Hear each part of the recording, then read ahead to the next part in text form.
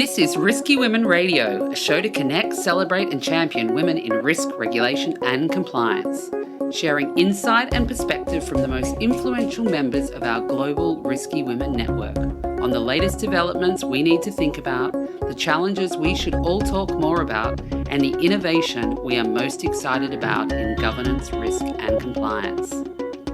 Bringing together the hundreds of senior women professionals already connected with a new emerging group of leading women and men. I'm Kimberly Cole, your Chief Risky Woman. Hello and welcome to Risky Women Radio. I'm Kellyanne McHugh, APAC Director at My Compliance Office and host of a short series here in Singapore for Risky Women. Today, we are pleased to have Namita Bhide, Managing Director for Denim Consulting with us to chat Is Common Sense Uncommon? Hi, Namita. Hi, Kelly. How are you doing? I'm good, thank you. How are you? I'm good. I'm enjoying the circuit breaker. I don't think you've heard that before. Yeah, aren't we all? Gosh, another month to go here in Singapore, but we can still work remotely like this, so this is great. Absolutely. I think this is just a new way of working. Yeah. It absolutely is. So Namita, your journey began after studying at Pune University in India, where you were, straight after that, you were busy setting up AT&T the first time in India. And ever since, you've worked in financial services with a twist of innovation, with roles at Deutsche, SCB, UBS, and you've even sat as an advisory board member on the Women in Payments here in ASEAN. Tell us a little bit more about your journey to date and some of the highlights. Sure. I think I attribute a lot of this to the theory I call as organized chaos. It's a method to madness. Having been brought up in India, it laid the foundation of constant change. So for my personal and my professional journey, I'm an Air Force brat. My family moved continuously. We moved every few years. And so a routine of new schools, new cities, new friends, change became the new normal. And it sort of became developing of a plug and play model for my personal journey. It sort of tied in nicely, and it may sound a bit accidental, but it's become my own forte of creating new businesses, cultivating greenfields, opening new markets. And I suspect my childhood of constant change and exploring new things has been really the basis of my professional journey. So there's a lot of diversity in what I've done.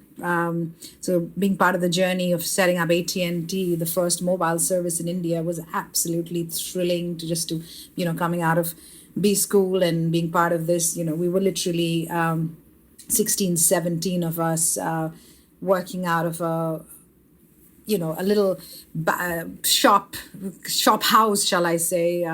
And that's where it all began. And then from there on, I came to Singapore to set up a software services company in the region. And I think the attraction, and at that time I was selling to banks and insurance companies, and the attraction to moving to financial services was really the complexity and the role of technology that was creating an increasing importance to drive change. And, I think, and that's where the journey began. Yeah, absolutely. I mean, it does sound like a very interesting upbringing. And certainly myself, I've moved to 3 or 4 different countries myself throughout my career. And I think that ability to just jump from one country to another or one business to another and apply the things you've learned is really interesting. So you sort of said some of it's been a bit accidental, which I think a lot of us can relate to as women. What was some of the motivations behind your career choices, moving from sort of procurement into innovation, or, there's some examples there of motivations for change? Absolutely. I mean, I think the hunger and the curiosity and the ability to connect dots and sort of just being, I think the 2 things I really attributed is to, being a strategic problem solver. I love getting into the weeds of things, and because having being exposed to so many different cultures and different ways of working and living, and that made it a lot easier, and I'm interested in people. So that was a big motivation of making choices, and some of them happened accidentally, some of them just came along the way, and I put my hand up, and or I've been lucky that I've had some leaders who spotted that in me, and that's why I think the common sense is uncommon is a theme that continues, where there's a lot, people are overcomplicating things and sort of not coming from financial services initially. I was looking at it in a much more simplified way, and I think that really helped me to make the choices I made, and I've had success along the way, and that's really been the underlying theme. I think getting into new markets. Deutsche helped set up 4 retail banks. In India. I lived in China for a bit to set up the business there. I worked on Turkey. I worked on Russia. And I've had global roles and sort of have, like yourself, moved a lot, worked continuously with different people. But I think that's the most attractive part of doing this. And I think the underlying theme is also the fact that people are people. It doesn't matter where you're from. The common theme of achieving something, building a new business, we were all focused on that. That for me is really the driving force of what we do today. Yeah, I like that theme of keeping things simple. So we'll get to that in a moment. Tell me, what is the biggest risk you have taken in your career? Being an entrepreneur. Challenging, right? Oh my God. And I think the key drivers were, so if I look at everything that I've done so far, I've always been an entrepreneur, part of a large organization. When you're setting up businesses or doing something different and new for a big bank, 160-year-old bank or 200-year-old bank, you have to think differently. And so I felt like, with the backdrop of organized chaos of being brought up in India, the armed forces upbringing, and doing such a variety of work, I was equipped to give that dream a chance. I think being a woman and being an entrepreneur both synchronized to, just being risky, because it's hard. You're doing everything, you're hustling, the ability to close business and deliver to the clients at the same time, and sort of keeping the lights on every aspect was definitely something I learned more risky. about myself. Yeah, definitely risky, and also I think it's nobody tells you that, right? I think nobody tells you what this would entail. I'm loving it, but I think the upside is that I've got to work with some absolutely unbelievable founders, corporates. The journey has been interesting, but it's also been very, very difficult. I've had periods of lull to say, right, shall I just now not do this and go back? For a variety of reasons, but it has been it's been soul searching, and also I'm bringing everything, the entire toolkit of experience to this, which is fun. But yeah, I would certainly put it down as my biggest risk that I've taken. Yes. But you've also had some risky breaks in your career, which is fantastic. Tell us a little bit about those. Oh my God, yes. Some people can call me a little bit crazy for those. So my first fun and the incredible thing I landed up doing after a great run of 7 years with Deutsche and traveling the world and doing some unbelievable work, I felt like I needed a pause. I was in a new country every fortnight. I was in a new hotel. It was a little bit of an up in the air situation. And I was like, okay, I really need to sort of reconnect with myself. A very dear friend and an ex-colleague who also worked with me at Deutsche had already started pursuing her dream. She bought a piece of beach in Zanzibar and set up an unbelievable boutique hotel. And I think we had so many common experiences working with each other on a number of initiatives. We understood each other. We had traveled together as well. And so she basically, when I said I'm taking a break, she was like, why don't you come hang out? Help me operationalize my business. And I was like, oh my God, sure, let's do it. And, and it just literally happened organically. And I didn't really think about it too much. And I just sort of took the plunge, and it was one of the best decisions for me. And I think the reappreciation of simplicity and going back to basics, Africa just brought it home full force. It was also a sort of, it was Gods Must Be Crazy all episodes every day, which made it a lot of fun. And, you appreciate some of the good things in life also. But I mean, I would recommend it to everybody. I think that reconnection and just is important for the soul. Yeah, I'm interested. I've not had a break since university myself, and that's 12, 13 years of working. So I'm intrigued. I am down for a 6-month break in Tanzania.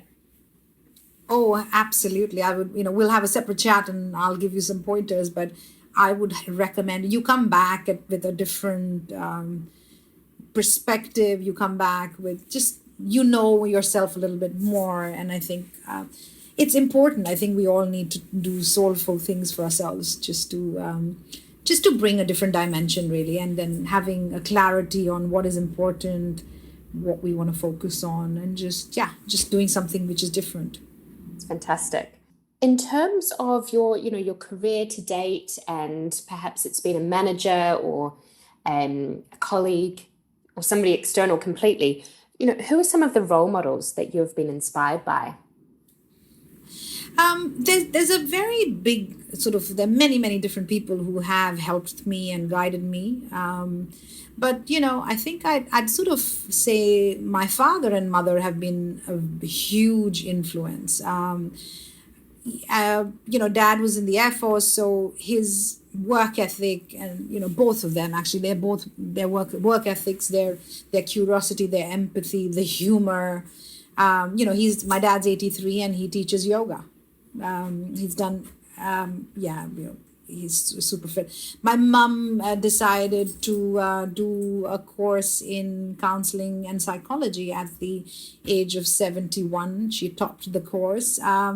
She went back to school, and then I think I have those right in front of me, and I have an older brother, and we both had the same opportunities, and we were just given a free hand to think about what we want to do. And, so I'm really thankful, and they continue to influence and, lead by example. They're so tech savvy. So the whole quarantine has not been an issue. They're on their iPads and they do everything that they need. And they have been from the first iPad when that got launched. So I'm really lucky that I have that influence right in front of me.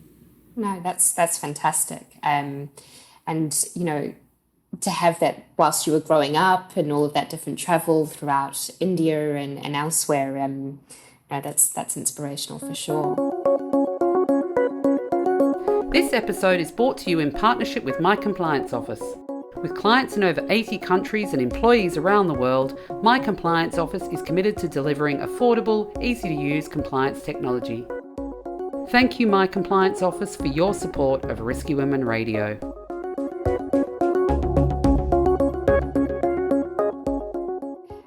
So let's get back to our theme in terms of is common sense uncommon, and making compliance business enabling, keeping it simple. You mentioned it just before.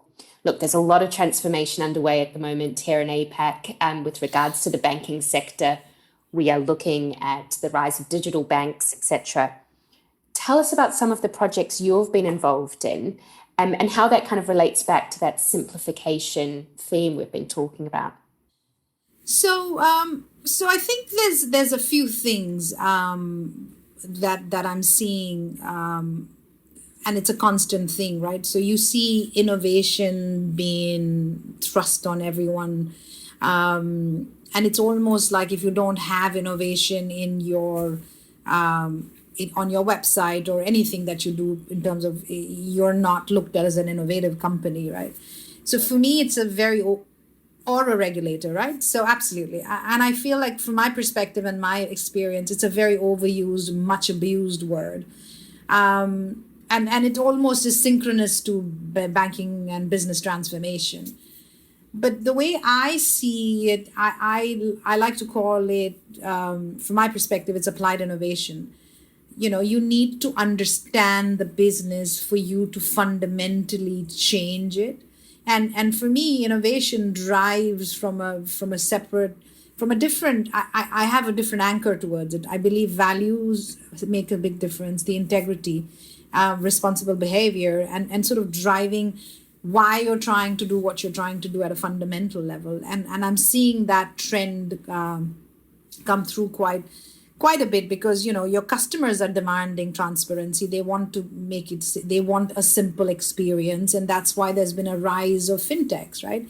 You look at just moving money, right? You have the TransferWises and the Instarems, Revoluts of the world who have taken over. And I don't remember moving money through the bank across the world. It's much faster to do it through other alternatives. So the push to really listen to your customers and not, back in the day, banks could get away by not explaining why there is the fee structure, or why they're getting charged this, or why does it take too long.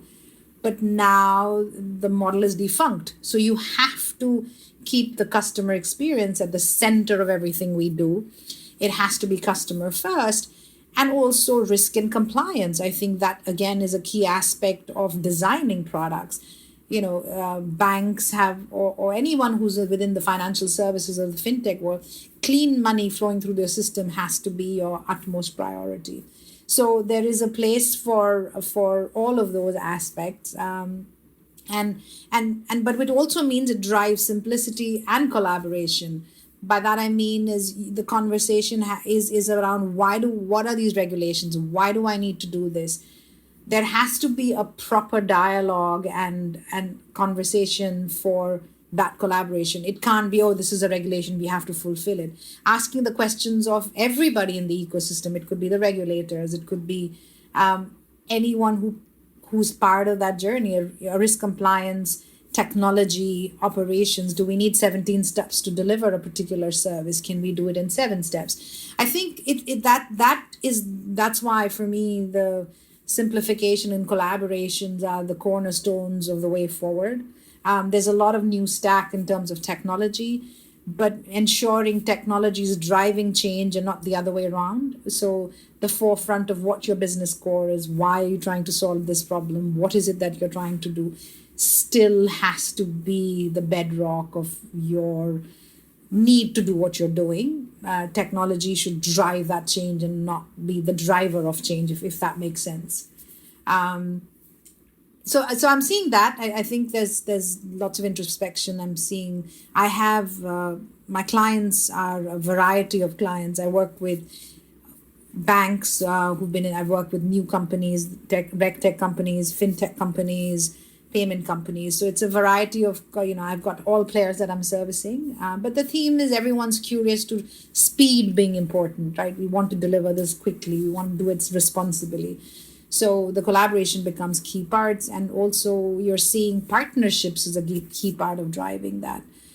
You're not seeing all banks trying to develop products. You want to focus on being a bank and not being an engineering hub. Yeah, one can argue that there is, sometimes some banks that are hiring 500 data scientists. Do I need that? Can I not partner with somebody to do this? So it really is about speed, and everyone perhaps also should think about how do you collaborate to get to the fastest way of delivering that change and making that difference and an impact in a responsible and sustainable way. Yeah, you raised some great points there. So I really like the point around putting that customer journey first, really thinking about what the customer is trying to get out of this and what's best for the customer. I guess that's where the compliance listeners will be interested in around, the MAS or the SFC puts out a regulation. But what does that really mean for the customer? And as you say, simplification, innovating throughout that process to get it from 17 steps to 7. Yeah, that sounds like some interesting work you must be doing, helping those companies with that. Yeah, and I think the what is, and I am quite lucky and quite unique in my experience. I have done everything from setting up businesses to running large complex programs, running operations, have done a lot of strategic sourcing, worked on strategy. And I think my most recent role at the corporate was running innovation for financial crime compliance. Now, that's a bit of an oxymoron. One can argue, was I preventing crime, or was I creating crime? I mean, I believe I was preventing crime. But I think to that, the reason I could bring a different dimension is because I understood how businesses are done.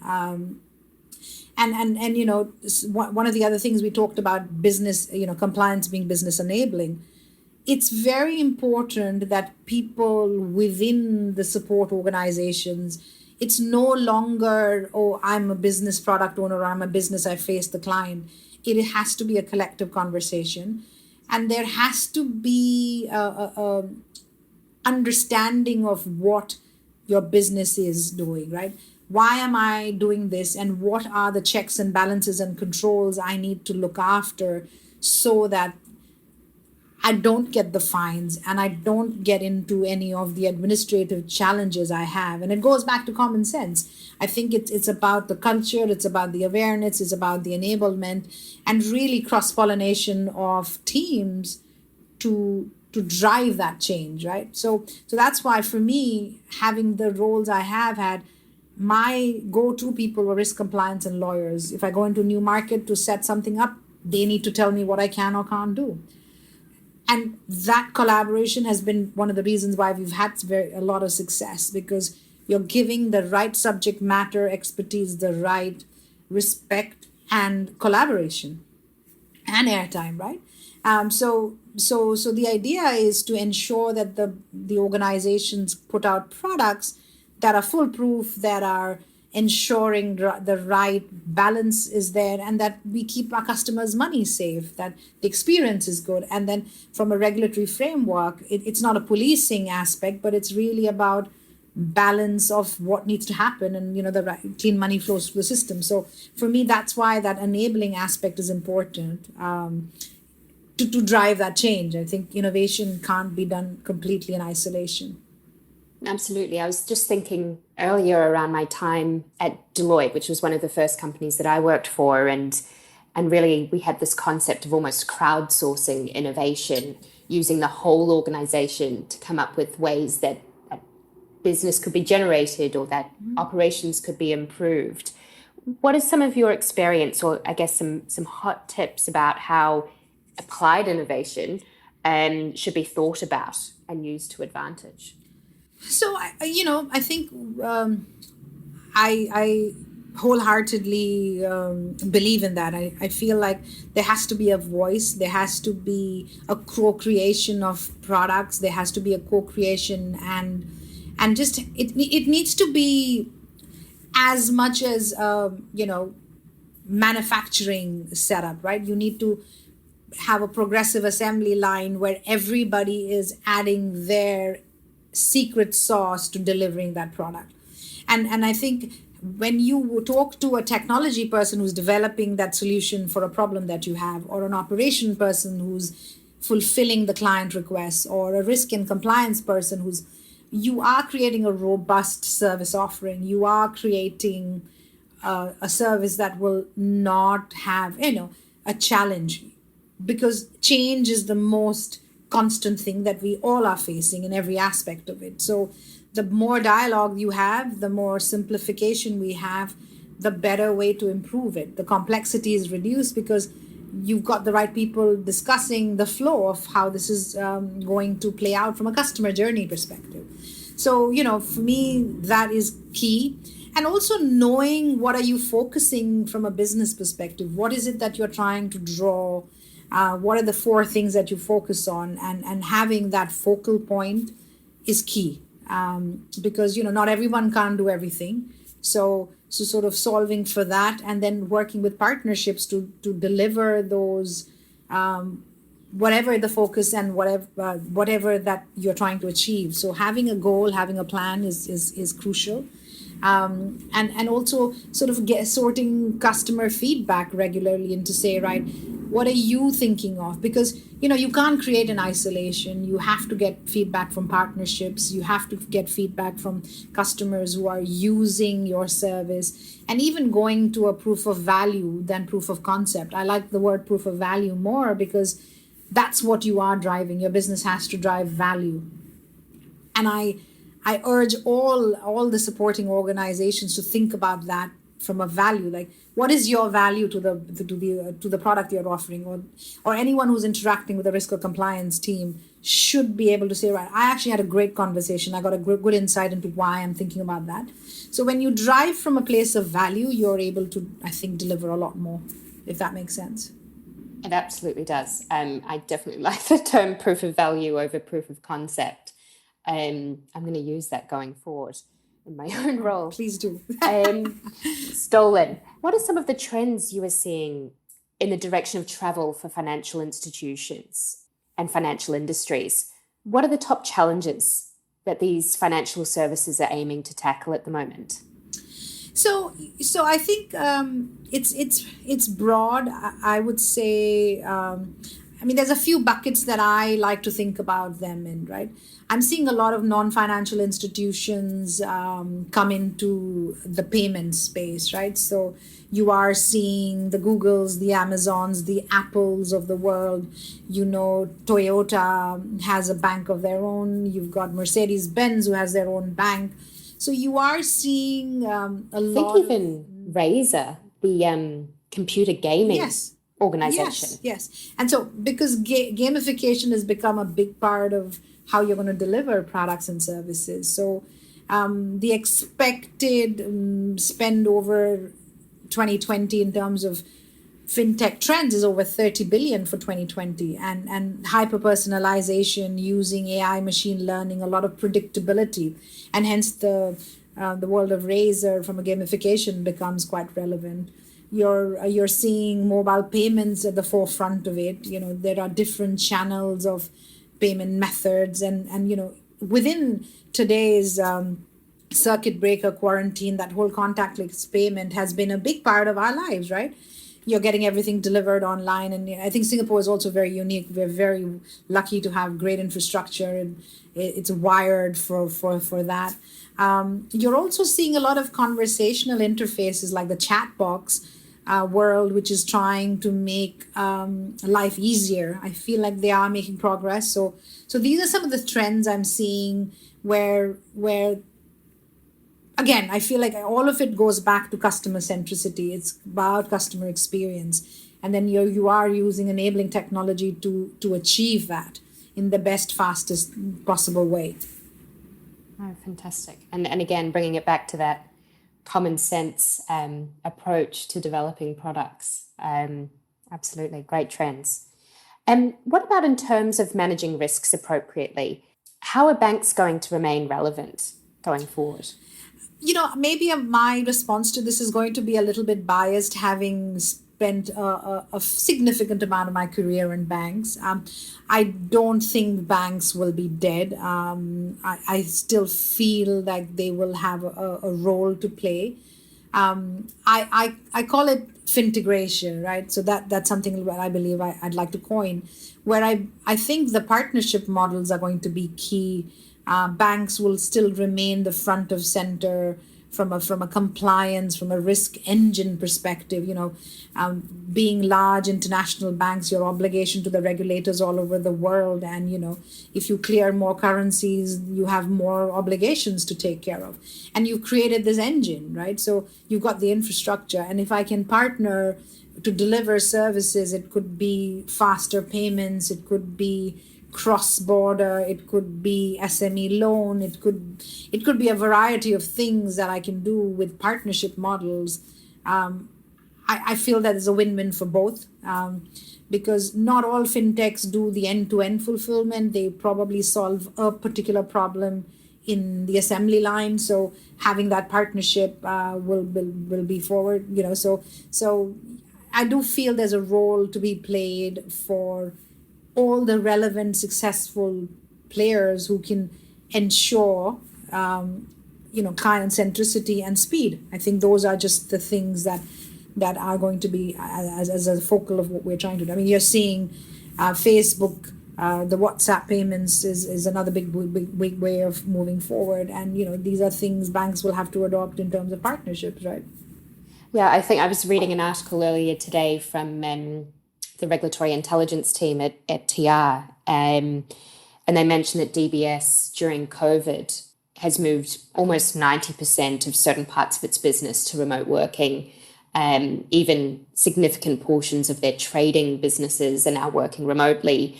This potentially is the one thing that banks needed to change. They were so brick and mortar. I can't have my traders working from home. That's risky. So that's interesting as well, actually. Yeah, I mean, if you think about why traders were not, because there was the whole the risk around monitoring and control. Yeah, traders needed a certain amount of workflow. Traders needed to make sure that they have the right credit lines approvals. You needed 4 eyes principles or whatever those were. And I feel like there's new technology that you can continue to do all of those elements now. So I think there is a silver lining. I think COVID-19 has changed us in lots of ways, in some good ways as well. So yeah, there's positives. Yeah. Well, speaking of common sense being uncommon, can you share some of your thoughts on fintech, regtechs, focusing on increasing diversity and why that's important? I mean, talk about, common sense being uncommon here, but what are your thoughts on that? So, let me just preface this conversation with some numbers, right? So the global population, as we know, is 50% is women. There's still a lot of gender gap within the workforce. The gender pay continues to exist.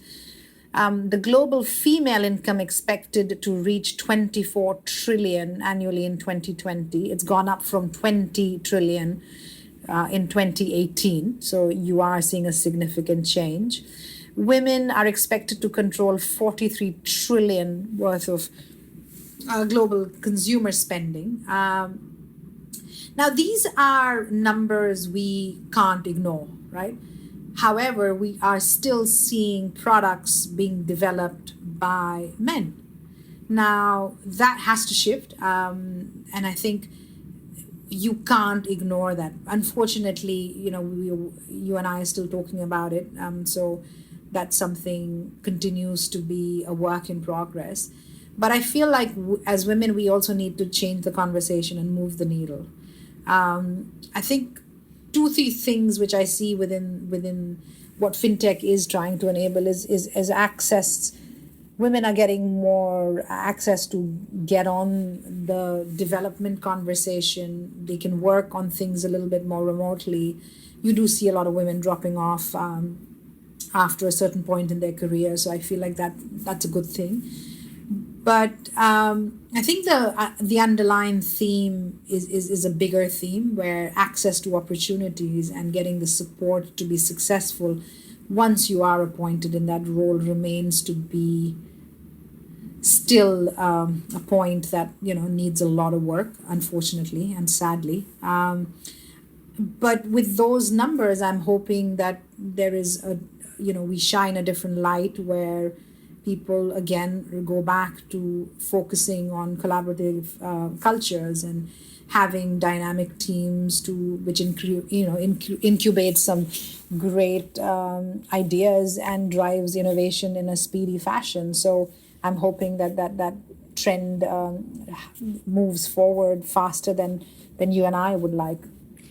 Yeah, absolutely. And I know we talked earlier around trends in like car manufacturing and getting women involved in that process. And I'm certainly sure, Namita, we could team up and create an awesome car.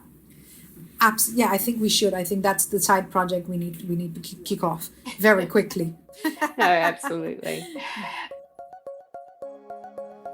Connecting, celebrating, and championing women in risk regulation and compliance, Risky Women Radio takes an intimate look at the rants and revelations of the top women shaping the debate and the industry. Okay, so this is the fun part of the session. We've got some rants and revelations, perfectly timely in this wonderful circuit breaker as we're stuck inside here in Singapore. The light bulb moment. What is your top piece of advice you received to assist your career progress? Don't take yourself too seriously.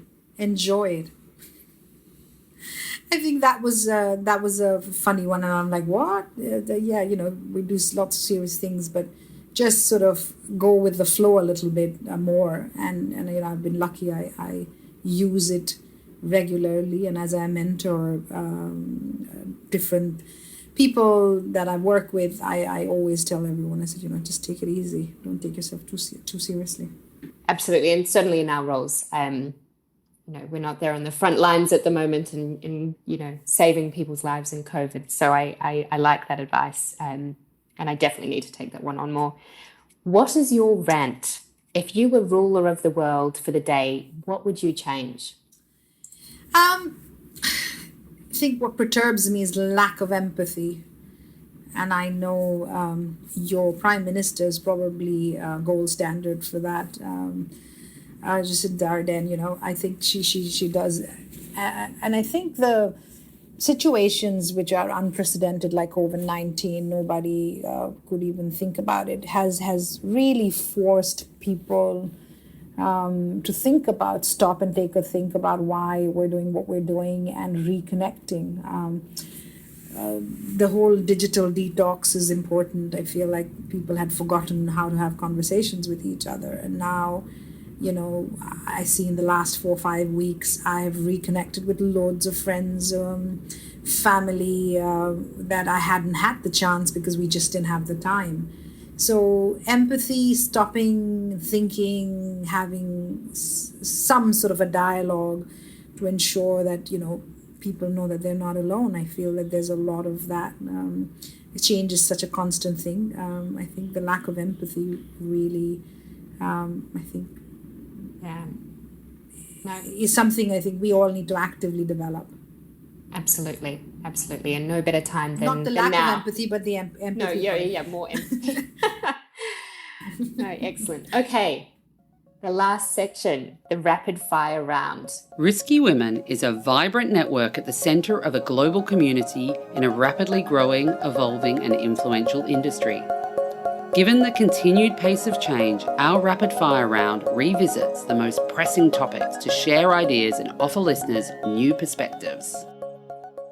Kimberly started this a little while ago, and I think it's fantastic. So, your predictions or key trends for the year ahead? I think there's going to be a lot of meaningful connections because of this unprecedented times. I feel like we're going to look at priorities very differently. So my prediction would be connections, meaningful connections. It could be business, it could be professional or personal connections. I feel that that I feel is going to be a top trend. Yeah. Cure for the cost of compliance. Cross-pollination. Great. Are you optimistic, pessimistic, or neutral in your outlook for the year ahead? I am going to, I'm optimistic. I feel there's a lot of positives. I feel like our Earth is going to be greener, with all the lack of travel and lack of emission and things that none of us could do in such a rapid manner is going to be good for us. And again, like I said, meaningful connections and hoping to drive empathy. I think all of these things for me are positive. There could be challenges economically, but I think that some of those, it might just offset that. I like it. I like the optimism. A book you recommend everyone reads? So this book was recommended by my father many, many, many years ago, and I still to this day feel it's very relevant. It's called The Future Shock by Alvin Toffler. Fantastic. And we'll have those in the show notes. Something to watch? I have a very diverse palette, so I'll give you three things that I really enjoyed. There's a film, not a film, I think it's called a short series. I believe it's four parts to it. It's called Orthodox. It's set about change in the Jewish community in New York. It's very interesting. There's a movie called Super Deluxe. It's a film from the south of India. Extremely, it almost feels like a Wes Anderson film with the way it's been shot, but it's talking to a lot of key themes that we face in today's world. It's got subtitles, so I would recommend that. And I'm enjoying The Killing Eve season 3. I'm desperate to watch that. And lastly, your favorite podcast? I think, as you can see, there's a lot of diversity in everything that I do. I would recommend My Wardrobe Malfunction by Susanna Constantine. I'll have to take a listen for when I can actually whip my wardrobe back out again post-COVID. No, well, thank you very much for your time, Namita. That was a really great, informative session, particularly around simplification and is common sense uncommon. So thank you very much for your time. No, thank you so much for the opportunity. I really enjoyed getting to know you ladies, and hopefully we do more together. So thank you and enjoy the remaining 4 weeks, and hope to see you in person soon. Thank you for listening to this exciting episode of Rescue Women Radio to connect, champion and celebrate women in risk regulation and compliance. I'm Kimberly Cole, based in Hong Kong. For more information on the Risky Women Global Network, head to our website in the episode notes, and please be a part of the ongoing conversation by subscribing to this podcast, connecting with us at Risky Women on Twitter, or even reaching out to me directly by email.